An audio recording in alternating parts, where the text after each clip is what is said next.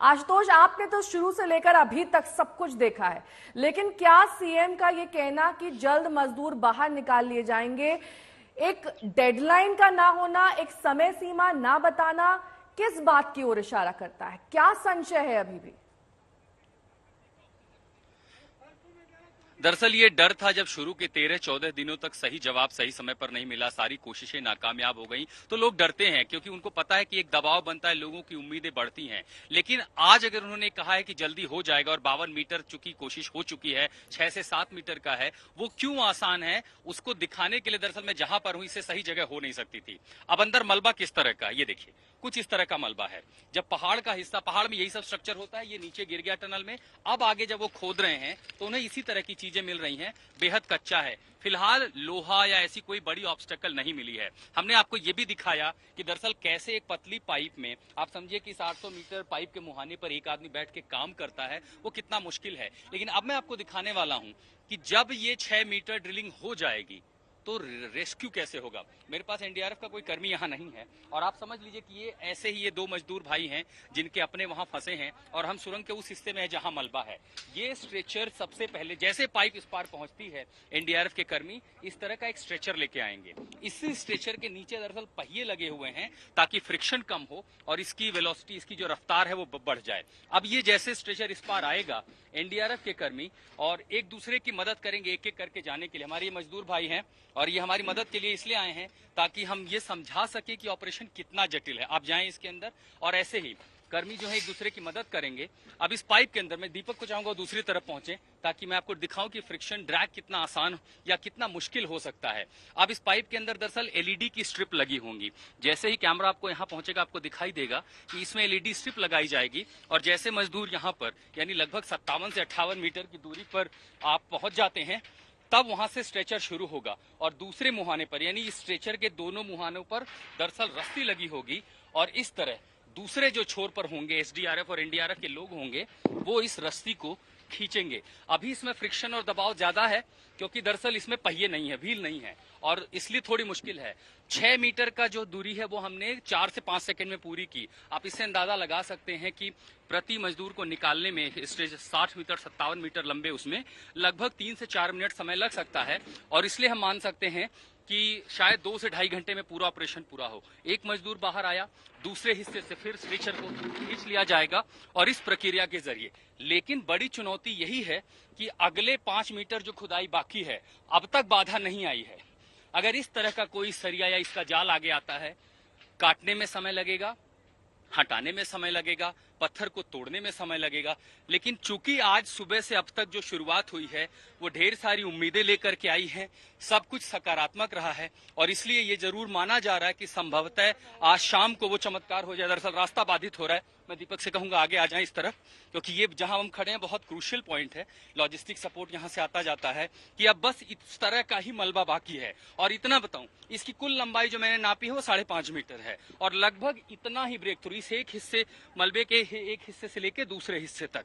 और अगर हम मान लें कि दरअसल इस इलाके पर वो मजदूर हैं, जैसे यहां से पाइप आएगी, रेस्क्यूअर्स जाएंगे पूरे साजो सामान के साथ, हर उस तैयारी के साथ, हर उस इक्विपमेंट के साथ जिसकी जरूरत पड़ेगी और फिर इस पतले पाइप से हिंदुस्तान का कम से कम इस एक दशक का सबसे बड़ा रेस्क्यू ऑपरेशन शुरू होगा। ये तस्वीरें देखिए हम दिखा रहे हैं ग्राउंड पर, हमारे लगातार सहयोगी भी मौजूद हैं और किस तरह ये रेस्क्यू ऑपरेशन चल रहा है। देखिए कुछ तस्वीरें भी आई हैं, सीएम धामी आपको तस्वीरों में नजर आ रहे हैं और वो लगातार जायजा ले रहे हैं। वहां पर मौजूद जो टीम है उनसे बात कर रहे हैं, अंदर जो मजदूर हैं उनसे बात हो रही है, उनको हौसला और उनको दिलासा देना भी जरूरी है क्योंकि 17 दिन से वो अंदर हैं, किन हालातों में हैं, उनसे बात करके वो समझना है, उनको हौसला देना है, उन तक जरूरत सामान पहुंचाना है। ये सारे प्रयास सरकार की तरफ से हो रहे हैं, खुद मुख्यमंत्री इस पर नजर बनाए हुए हैं, बार बार वो पहुंच रहे हैं। और ये देखिए ये तस्वीर भी जरा, क्योंकि ये सुरंग के पास लोगों ने अपने आस्था के लिए देखिए एक मंदिर लगा दी और भरोसा ये कर रहे हैं कि हम दुआ कर रहे हैं कि जल्द से जल्द मजदूर बाहर निकले। और सीएम धामी भी वहां जब पहुंचे तो हाथ जोड़ते हुए नजर आए और ये कह रहे हैं कि सब लोग दुआ करो। ये बात प्रधानमंत्री नरेंद्र मोदी भी कह रहे हैं कि सबके दुआ की जरूरत इस वक्त इन मजदूरों को है क्योंकि कई अड़चने आई हैं जब से ये रेस्क्यू ऑपरेशन चल रहा है। कई ऐसी समस्याएं, ऐसी चुनौतियां फेस हुई हैं और उनको देखते हुए अब लगातार नए प्लान भी बन रहे हैं, नए सिरे से तैयारियां हो रही हैं, सारे इंतजाम किए जा रहे हैं, लेकिन अभी भी कोई डेडलाइन नहीं है। हो सकता है 18 दिन, हो सकता है 19 दिन, लेकिन अब ये माना जा रहा है कि बहुत करीब है अगर कोई अड़चन नहीं आई तो। इन सब तस्वीरों के बीच आशुतोष, आप लगातार वो तस्वीरें भी हम तक दिखा रहे हैं, लेकिन हम आपके पास आए, जरा सीएम की बाइट भी आपको सुना देते हैं। सारे इंजीनियर, सारे विशेषज्ञ, सभी लोग अपने पूरे शिद्दत के साथ, पूरे जितना उनकी जितना जोर है सारा लगा रखा है। और अभी 52 मीटर अभी अंदर चला गया है पाइप। हम उम्मीद कर रहे हैं कि जिस प्रकार से काम चल रहा है बहुत जल्दी ब्रेक थ्रू हो जाएगा और पाइप आर पार होते ही उन सबको निकालने की जो प्रक्रिया है उस प्रक्रिया को शुरू किया जाएगा। सभी लोग ठीक हैं और सब पूरी ऊर्जा के साथ और सभी एक सकारात्मक रूप से सभी के अंदर, मैंने सभी से भेंट की है, सभी को देखा है अंदर जितने भी लोग काम कर रहे हैं, सभी ने इस प्रकार की संभावना व्यक्त करी है। लगभग 52 मीटर जा चुका है। ऐसी संभावना है कि 57 मीटर के आसपास जो है ब्रेक थ्रू हो जाएगा। तो एक पूरा पाइप जब चला जाएगा, अभी 1 मीटर तो मेरे सामने ही गया है, तो पहले 51 था और 2 मीटर और चला जाएगा तो ये लगभग 54 मीटर हो जाएगा। इसके बाद एक पाइप और लगेगा तो संभवतः। सर, जो अधिकारी काम कर रहे हैं वो क्या ही बता रहे हैं, जो लोग काम कर रहे हैं कि आगे कोई बाधा नहीं होगी, इसकी संभावना है? अभी तक देखिए जो बड़े जो शुरू में गडर्स इत्यादि स्टील्स मिल रहे थे वो मिलने कम हो गए हैं। अभी जो मिल रहा है सीमेंट का ज्यादा कंक्रीट मिल रहा है, उसको कटर से काट रहे हैं। मेरे सहयोगी मौसमी सिंह भी लगातार जुड़ी हुई हैं तमाम जानकारी के साथ। मौसमी, जिस सीमेंट की बात की जा रही है, जिन अवरोधों की बात की जा रही है, उनसे पार पाने के लिए क्या तैयारियां हैं? क्योंकि ये अवरोध पहले भी आ चुके हैं और तब उस तरीके से ये मिशन, ये रेस्क्यू ऑपरेशन तैयार नहीं था। अब इसको कैसे अपग्रेड किया गया है ताकि सारी बाधाएं दूर हो सके? It's a big day. It's an auspicious day. I feel good. Sir, how many meters reached, sir? We have reached how many meters? So are you hopeful today that it will be the light at the end of the tunnel? I feel really good today. You've made a lot of effort. It's been a very arduous time for the laborers. It's been a very big time for everybody. We're doing everything we can. 41 men home safe, no one hurt, and I'm feeling good. What was the most difficult part, sir? When we have 41 men, I'll talk to everybody forever. How much breakthrough? Thank you so much. How many meters?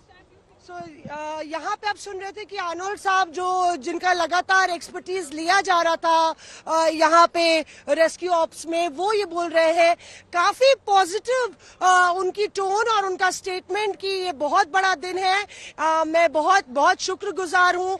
एक तरीके से कहीं ना कहीं ये संकेत देते हुए कि इंतजार की घड़ी जो है वो खत्म होने वाली है। विदेशी एक्सपर्ट्स का लगातार सहारा लिया जा रहा है और जिस तरह से अभी हम लोग ने बात की तो उन्होंने संकेत दिए कि light at the end of the tunnel, तो शायद आज वो दिन 17वें दिन वो घड़ी होगी जब इंतजार खत्म होगा तमाम परिजनों का, देशवासियों का, और शायद उसी तरह की हवा यहाँ पे नजर आ रही है। आप कहाँ से चले आ रहे हैं भैया? मैं उत्तरकाशी डंगारी से। क्या प्रार्थना कर रहे हैं आप? हम ये प्रार्थना कर रहे हैं और देरी कर रहे हैं, प्रार्थना कर रहे हैं। कल हमने यहाँ पे हवन भी किया है। हम ये प्रार्थना कर रहे हैं कि जो हमारे 41 मजदूर अंदर फंसे हुए हैं, हे भोलेनाथ, हे विश्वनाथ, आप उनको तुरंत जल्दी से जल्दी बाहर निकालें और सब लोग खुशी खुशी में हैं।